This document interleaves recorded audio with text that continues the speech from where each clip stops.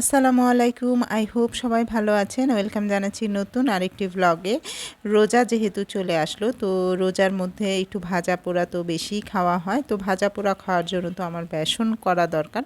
তো এখানে বেসনের জন্য আমি 4 আইটেমের ডাল ইউজ করেছি। এখানে খেসারির ডাল আছে, অ্যাঙ্কার আছে, ছোলা ছাড়ানো যে বুটের ডাল সেটা আছে, আর মসুরের ডাল আছে। তো 4টা আইটেমই আমি এখানে মিক্স করে একদম ভাঙাতে হবে।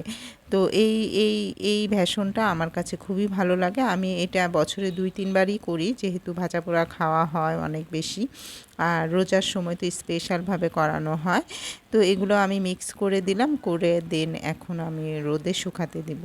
আর এটা যেহেতু শুকনা উপকরণই, তারপরেও আমি একটু শুকাতে দেই, কারণ হচ্ছে কোনো পোকামাকড় যেন না হয়, যেহেতু ফ্রিজে রাখবো না, এটা ডিব্বাতে ভরে বেশ কয়েক মাস রাখা যাবে। তো সেই জন্যই আমি এটাকে একটু হালকা রোদে লাগাই। 2 দিনের মতো রোদ দিতে হবে এটা। এই তো সুন্দর করে এটাকে মিক্স করে আমি রোদে দিয়ে দিলাম।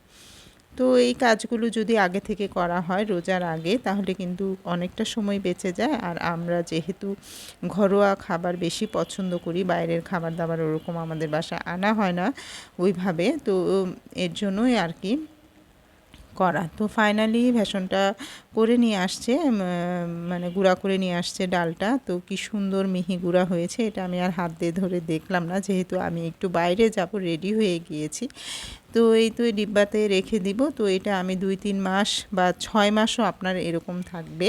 তো আমার 6 মাস যাবে না, কারণ যেহেতু 2.5 কেজির মতো করেছি, এটা যতদিন যায় আর কি। তো সবাই ভালো থাকবে।